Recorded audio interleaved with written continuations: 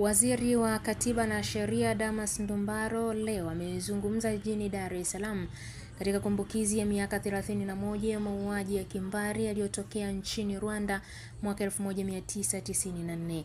Waziri wa Katiba na Sheria Damas Ndumbaro amesema mauaji ya kimbari yalitokea mwaka 1994 nchini Rwanda na ni kosa kwa sheria za kimataifa, lakini pia ni uhalifu dhidi ya binadamu na ni mauaji ambayo yalijaa chuki na ubaguzi na ulipaji kisasi usio na sababu za msingi.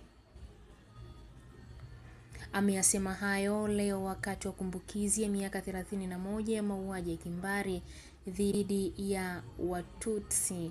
Kumbukizi hiyo imefanyika katika uwanja wa Mlimani City jijini Dar es Salaam, pia Arusha katika ukumbi wa kimataifa wa Julius Nyerere Arusha ICC, kwa ajili ya kuwakumbuka waliofariki dunia katika mapigano hayo.